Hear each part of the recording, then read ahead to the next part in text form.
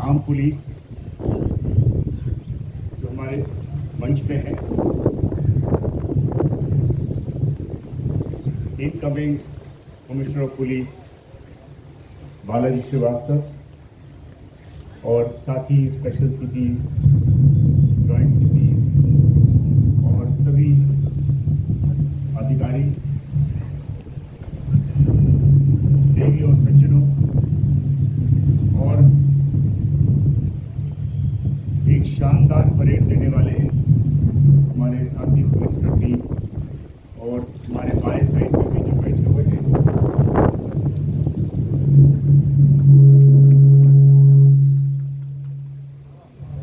परिवर्तन सृष्टि का नियम है और कोई इससे अछूता नहीं रह सकता। साथियों, आज मैं 36 साल की सेवा के बाद सेवानिवृत्त हो रहा हूं। इस अवसर पे आपने जो शानदार परेड किया उसके लिए मैं बहुत बहुत धन्यवाद देता हूं। आपका परेड उत्तम कोटि का रहा है। मुझे ये भी जानकारी है कि आपको बहुत ज़्यादा समय नहीं मिला होगा और आप कम अवधि समय में भी आपने एक शानदार परेड किया है। मैं आपके ट्रेनर्स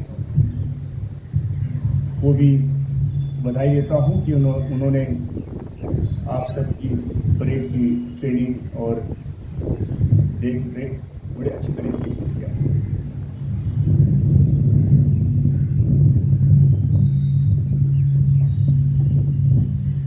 आज मैं पुलिस आयुक्त दिल्ली का कार्यभार सौंप दूंगा। दिल्ली पुलिस ऐसे कई मौके देती है। आज मैं देख रहा था तो मैं 22वां पुलिस आयुक्त रहा हूं, यानी कम से कम 21 बार तो बदलाव रही है। हम सब जो अस्थिर हैं, हम लोग आते हैं और जाते हैं, अपनी योगदान दे करके आगे बढ़ जाते हैं। लेकिन ये दिल्ली पुलिस है, हमेशा की तरह से अडिग, स्थिर और दिल्ली की जनता को सुरक्षा और यहाँ पे जो ऑर्डर है वो प्रदान करे। और इसी दिल्ली पुलिस की वजह से हमारी पहचान है। इस पहचान से हम गर्व अनुभव करते हैं और ये दिल्ली पुलिस को हमेशा अच्छा बनाए रखना हम सबका कर्तव्य है। कल मेरा जन्मदिन है।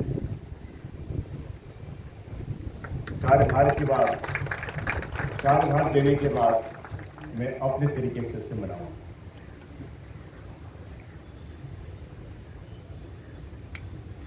36 वर्ष के कुछ आखिरी समय में 1 साल 4 महीने की अवधि रही, उसमें मुझे पुलिस आयुक्त का काम करने का मौका मिला।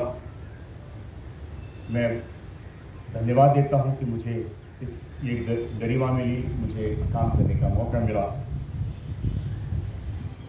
लेकिन मैं बताना चाहता हूं कि हमने खुल के काम किया, हम सारे ने खुल के काम किया। स्थिति सामान्य नहीं रही, बहुत उतार चढ़ाव थे, कई चुनौतियां आई, लेकिन चुनौतियों के अनुसार हमने अपनी कार्यप्रणाली बदला और जमकर काम किया। हमें खुशी है कि हमें जगह जगह पे हमें सफलता मिलती है।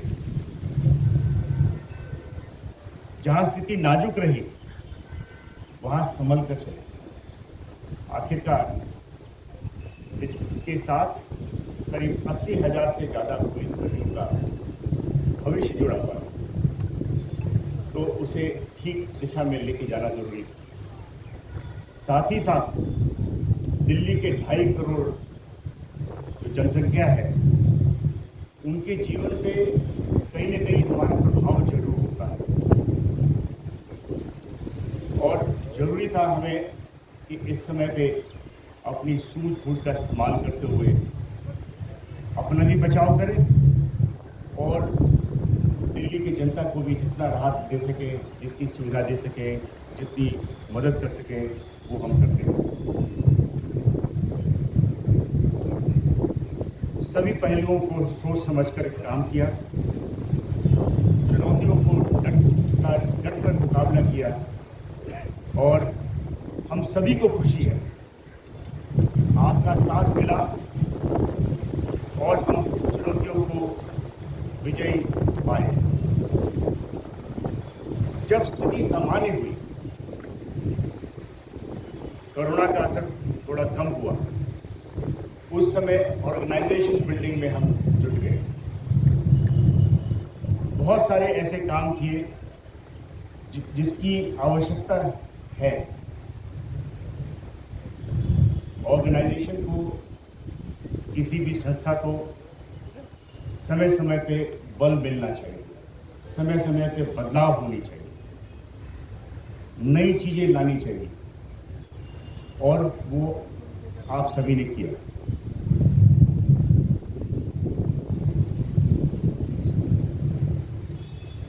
दिन देखी न रात देखी, काम किया और उस काम से बहुत खुशी मिली, एक संतुष्टि मिली।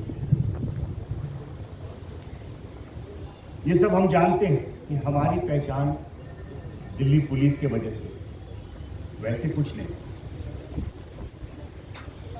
और हमारा काम था कि ये दिल्ली पुलिस को ऊंचाइयों पे लेके जाए, जहां पे हर एक कोई गर्व महसूस करे। आप सभी और दिल्ली की सारी जनता और देशवासी भी ये गर्व महसूस कर सके कि हमारी देश की राजधानी की पुलिस फोर्स है, ये कितनी मेधावी है, कितनी प्रोफेशनल है, कितनी अच्छी छवि है।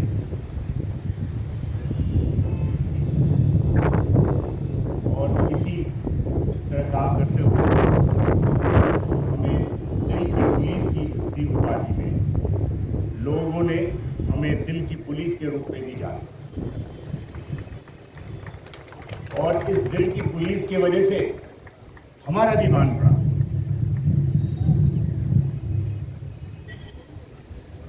समय समय पे जो कठिनाइयां आई, चुनौतियां आई, उससे हमने कभी घबराया नहीं, कभी मुंह नहीं मोड़ा, कहीं भाग नहीं खड़े हुए। हम लोगों ने अपना किस्मत आजमाया, जो निर्णय लेना था वो निर्णय लिया और परमात्मा का आशीर्वाद है कि वो जो निर्णय थे वो सही निकले और हमारी जो नैया है उस पार पहुंची और जिससे हमें हमारी हिम्मत बढ़ती गई। 25 फरवरी 2020 को जब मुझे केंद्रीय रिजर्व पुलिस बल से वापस दिल्ली लाया गया तो मैं सीधा सीलमपुर ही पहुंचा। अगले 4-5 दिन 29 फरवरी तक मैंने वही अपना डेरा डाला। 25 फरवरी को जाकर के वहाँ पे हमने मौके का जायजा लिया, कुछ निर्णय लिए और उस निर्णय का अच्छा परिणाम निकला और कुछ ही समय में सारा जो कम्युनल राइट्स थे वो स्थिर हो गया, स्थिति में सुधार आई, स्थिति सामान्य हुआ, हिंसा खत्म हुई और ये सब दिल्ली पुलिस के बहादुर अफसर और नौजवानों साथियों की वजह से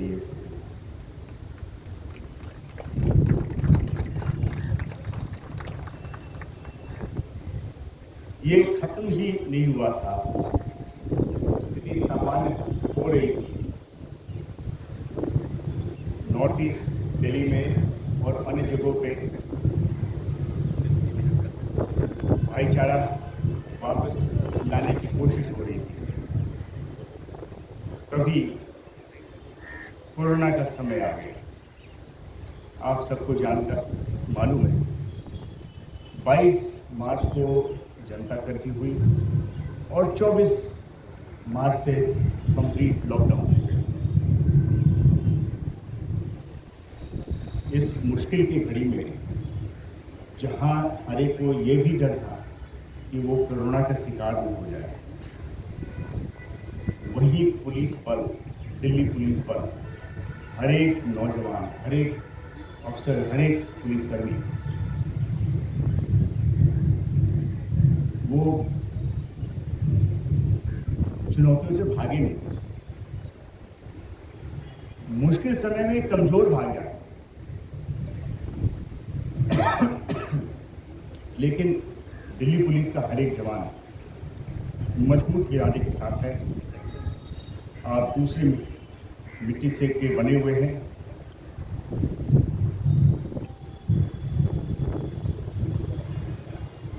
आप एक होकर के अपना भी ध्यान रखा और दिल्ली वासियों का भी ध्यान रखा। बहुत सारे लोग जिनको जो रोज का नौकरी करते हैं, रोज का उनको इनकम मिलता है, उनके रोजगार खत्म हो गए, उनके पास खाने का कुछ बचा नहीं। जो बाहर से आए थे, यहाँ दिल्ली में काम करते हैं, उनका घर भी उनसे जाने लगा क्योंकि उनकी कोई रोजगार नहीं बची। उस समय आप आगे बढ़ करके आपने उनको खाना पहुंचाया। बहुत सारे समाज सेवी संस्थाएं, ह्यूमैनिटेरियन ऑर्गेनाइजेशन ने मिलकर के और आपके साथ मिलकर के उनको खाना पहुंचाया। और एक समय की बात थी कि 3 लाख लोगों को रोजाना खिलाया जाता था।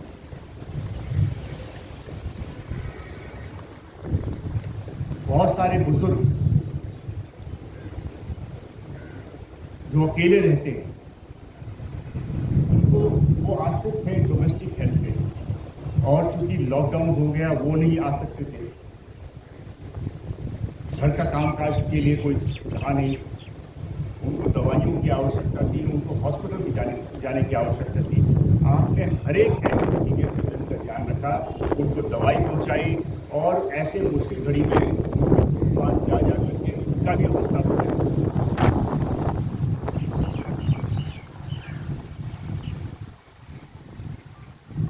माइग्रेंट लेबर्स, जो प्रवासी मजदूर हैं, जो बाहर से आए हुए थे और उन्हें भी घबराहट हो रही थी, वो भी मुश्किल घड़ी में अपने घर वापस जाना चाहते थे। कुछ लोग गए, लेकिन आपने जो बचे रह गए, आपने ये सुनिश्चित किया कि वो आराम से रहे। एक दिल्ली में हमने देखा कि कहीं भी कोई भी पुलिसकर्मी इन मजदूरों को पे लाठी नहीं उठाया, हाथ नहीं उठाया। उनका ध्यान रखा, देखभाल किया और खाना खिलाया और जो भी उनकी जरूरतें थी उनको पूरा किया। गर्भवती महिलाओं को हॉस्पिटल जाना था, आपने ये सुनिश्चित किया। जो पीसीआर वैन्स हैं, पीसीआर वैन उनको जैसे हर एक कॉल पे पीसीआर वैन जाती है, उसी प्रकार से जब भी कॉल आता था पीसीआर वैन जाकर के उन्हें हॉस्पिटल पहुंचाती है। यहाँ तक कि जानवरों को भी भोजन की आवश्यकता थी। ये उस समय समझ में आया कि जानवरों को भी बहुत सारे ऐसे लोग, अच्छे लोग हैं, समाज के लोग हैं, वो रोजाना उनको खाना खिलाते हैं। आपने उनके साथ भी जो अपने जुड़ गए और उनको पासेस दिए ताकि वो रोजाना जानवरों को खिला सकें। ये थोड़े से मिसाल हैं और ये सब कैसे संभव हो पाया? ये सब संभव हो पाया क्योंकि आप एकजुट होकर के पक्के इरादे के साथ मेहनत किया, अपनी परवाह न करके आपने उनका परवाह किया, और जिससे जैसा मैंने कहा कि आपको दिल की पुलिस की उपाधि मिली। ये सब थी मानवीय जो काम हम लोग कर रहे थे। जहाँ एक और ये काम हो रहा था, वहाँ दूसरे ओर संस्था को और मजबूत बनाने का भी काम हो रहा है। हमने टेक्नोलॉजी साथ साथ टेक्नोलॉजी पर काफ़ी ध्यान देना शुरू किया। कुछ तो टेक्नोलॉजी की आवश्यकता इसलिए थी क्योंकि कोरोना के समय में जब फिजिकल डिस्टेंस मेंटेन करना है, दूसरों से दूर रह करके ही काम करना है, तो ऐसे टेक्नोलॉजी का भी हमने इस्तेमाल किया जिससे हम दूर रह करके भी आपस में संपर्क में रहें। और कुछ जो संस्था को और मजबूत बनाने के लिए जो समय की मांग है और आगे भी उसकी ज़रूरत पड़ेगी, उस पर भी बल देना। आपने रोज़ाना घरों में हम बहुत पहले से देखते आए, मैंने बताया कि 36 साल की हमारी सर्विस रही है दिल्ली में। पहले जो डायरीज सुबह सुबह जाया करती थी घरों पे, वो उसको रिप्लेस कर दिया डिजिटल डायरीज। अब किसी को घर नहीं जाना है, किसी के घर नहीं जाना है, आपके लैपटॉप पे, कंप्यूटर पे, फ़ोन पे आप डायरी फोन करें, आप उसको देख सकते हैं, आपके पास हमेशा अवेलेबल। वीडियो कॉन्फ्रेंसिंग का बहुत इस्तेमाल हुआ। अब तो किसी से मिलने की आवश्यकता ही नहीं, वीडियो से ही हम वीडियो कॉन्फ्रेंस से ही संपर्क रख सकते हैं।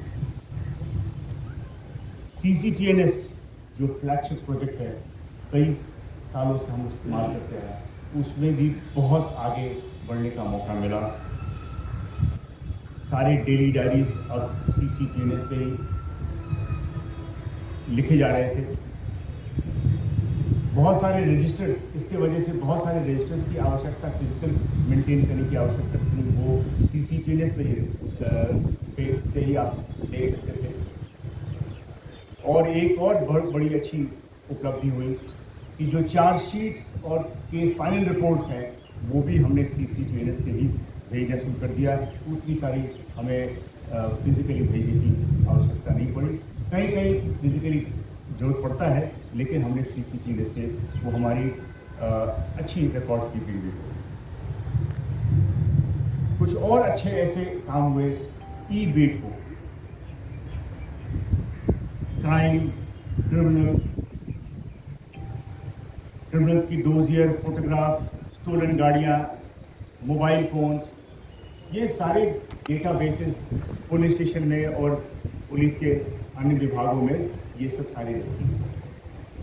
लेकिन एक बीट ऑफिसर जिसका काम है फील्ड में रहना, उनको इन सब चीज़ों को मिलने में दिक्कतें होती थी। उसे पुलिस स्टेशन में आना पड़ता और पुलिस स्टेशन में देखना होता। कई बार तो आपको ये सारी चीज़ें फील्ड में ही चाहिए। रात के समय में अगर एक कोई व्यक्ति मिला जिसको संदिग्ध है और उसकी पहचान करना चाहते हैं क्या उसकी क्रिमिनल प्रवृत्ति तो नहीं है, तो आपने फ़ोटो लेकर के FRS से आपने चेक कर लिया कि हाँ ये है या नहीं। कोई गाड़ी देखा, उसको पाया कि ये चोरी की गाड़ी है या नहीं है, वो भी पहचान हो जाता है। पिछले दिनों तो PCR बैंस ने एक अलग सा अच्छा काम करना शुरू कर दिया। उन्होंने अपने इसी ऐप के द्वारा ई-बीट के द्वारा गाड़ियों को पहचान करना शुरू कर दिया और रोजाना 10 से 15 गाड़ी, ये जो चोरी शुदा गाड़ी है जो एरिया में होती है, उनकी भी पहचान होती है।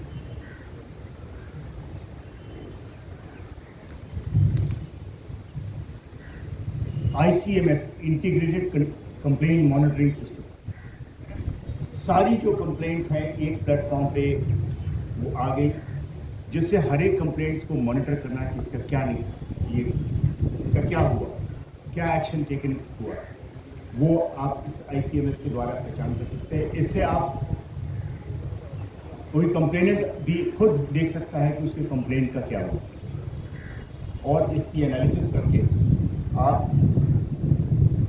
एक जो उस एरिया में जो क्राइम हो रहा है या जो परेशानियां हैं, जो प्रॉब्लम्स हैं, उसके लिए क्या प्रिवेंशन स्ट्रैटेजी होनी चाहिए, वो भी आप इससे कर सकते हैं।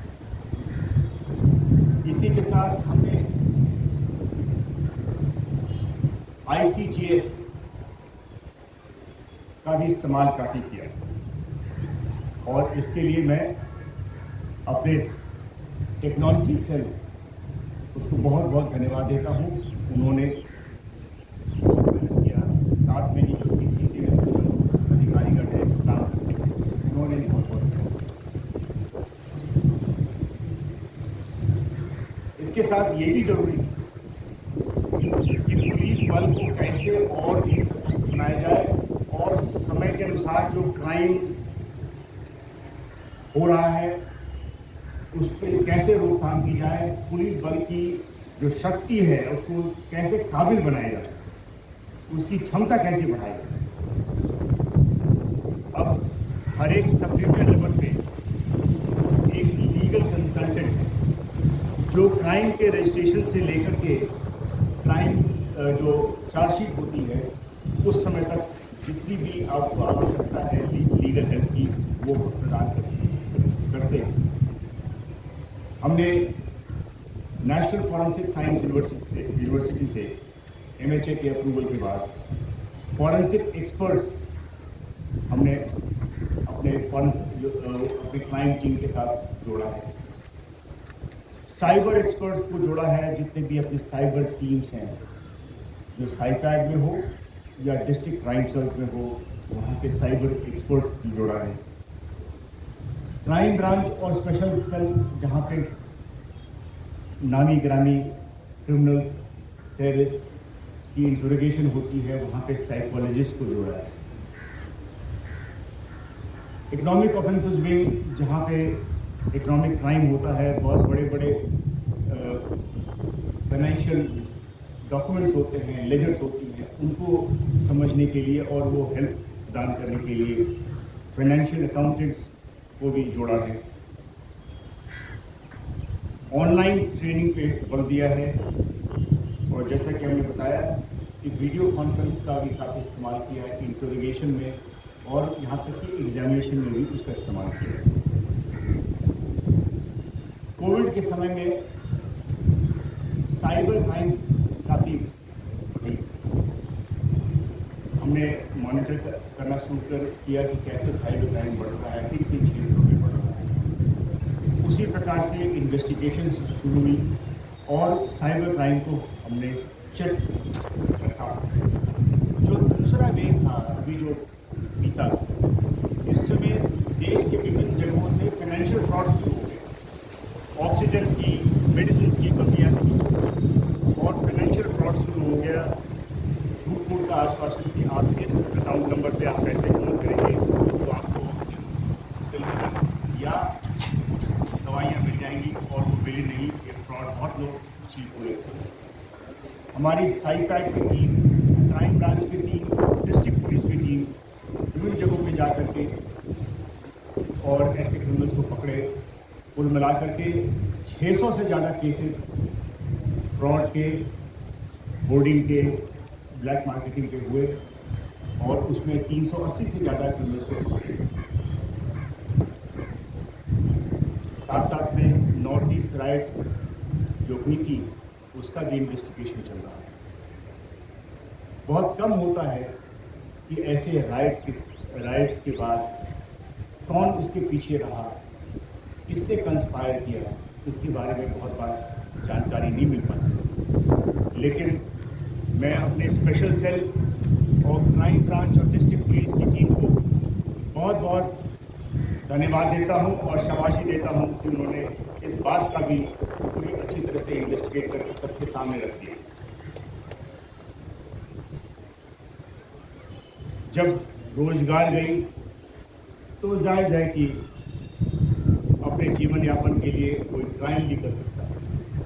स्ट्रीट क्राइम बढ़ने की काफ़ी अंदेशा था, लेकिन बढ़ने के बजाय वो घटना शुरू किया और ये सब आपके काम की वजह से हुआ। जब भी केस दर्ज, जब भी कोई क्राइम होता था उसको सच्चे तरीके से उसको देख करके और उसमें केस दर्ज हुआ, ज़्यादा क्रिमिनल अरेस्ट हुए और बड़ी अच्छी छानबीन के बाद और भी क्रिमिनल्स भी पकड़े गए, जिससे क्या हुआ कि पीसीआर कॉल्स कम हो गई। पीसीआर कॉल्स जहां 100 होती थी वो 42, 2020 में 100 की जगह 42 की कॉल्स रह गए। भले ही केसेस दर्ज बढ़ गए लेकिन कॉल्स कम हो गए। मैं देख रहा हूं कि काफ़ी उड़ रहा है और मैं जल्दी ही समाप्त करूंगा। मिसिंग चिल्ड्रन में भी बहुत काम हुआ, बहुत सारे मिसिंग बच्चे ने आउट ऑफ टर्न की एक पॉलिसी स्टार्ट की, जिससे जो मिसिंग चिल्ड्रन हैं उनकी भी रिकवरी में मदद मिला। इसी दौर में फार्मर एजुकेशन भी शुरू हुआ। बड़े रेस्ट्रेंट के साथ, बड़े संवेदनशीलता के साथ आपने अपना परिचय दिया और इतने प्रोवोकेशन के बाद भी जब ट्रैक्टर्स आपके ऊपर चढ़ाने की प्रयास हो रही थी तो भी आपने फोर्स का इस्तेमाल न करके आपने रेस्ट्रेंट का परिचय दिया, जिससे काफ़ी अच्छा माहौल तैयार हुआ। लोगों ने आपके काम को सराहा। इन सब के लिए बहुत ज़रूरी था कि पुलिस बल को भी मजबूत बनाया जाए। हर एक पुलिसकर्मी, उसका परिवार हमारे लिए उतना ही जरूरी था। उनका उत्थान करना, उनको मजबूत बनाना इतना ही जरूरी था। जब भी आपने अच्छे काम किए, रिवॉर्ड दिए गए, इनाम दिए गए, आउट ऑफ टर्न प्रमोशन, असाधारण कार्य पुरस्कार भी दी गई। मैं पिछले दिन पूछ रहा था कि कितने ऐसे पुलिसकर्मी हैं जिनको प्रमोशन दिया गया, तो ये संख्या करीब 10,000 की करीब संख्या हो गई जो पिछले दिनों में उनको प्रमोशन दिया। 40 साल से ज़्यादा उम्र के हर एक पुलिसकर्मी के साथ ये हो गया कि उसकी मेडिकल चेकअप सरकारी खर्चे पे की जाएगी, जिससे अगर उनमें कोई बीमारी है तो उसकी पहचान जल्दी हो जाए ताकि उसकी इलाज हो सके। मेडिकल ट्रीटमेंट के लिए कॉलोनियों में वेलनेस सेंटर्स खोले गए। इम्यूनिटी बढ़ाने के लिए कई सारे प्रयास किए गए।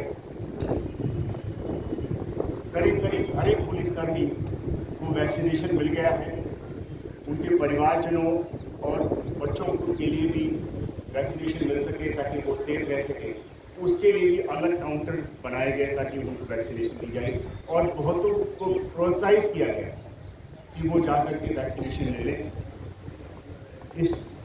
अभी मुझे ये भी कहना है कि जो पुलिसकर्मी या उनके परिवारजन वैक्सीनेशन नहीं लिया है तो वो जरूर वैक्सीनेशन ले लें। आपके इलाज के लिए जहाँ हॉस्पिटल बेड्स में दिक्कतें हो रही थी, हम लोगों ने पुलिस कोविड केयर सेंटर्स खोले। ऐसे 2 कोविड केयर सेंटर्स खोले जहाँ पे ऑक्सीजन बेड्स भी थे और उसका इस्तेमाल भी हुआ। लाइफ सेविंग ड्रग्स वो भी मिलना मुश्किल हुआ था, तो उसका भी इंतजाम किया कि लाइफ सेविंग ड्रग्स की आवश्यकता हो तो उससे मिल सके। आज मैं देख रहा हूँ कि दिल्ली पुलिस एक मजबूत पुलिस है, सशक्त है। हर एक पुलिस का पक्के इरादे के साथ उभरा है और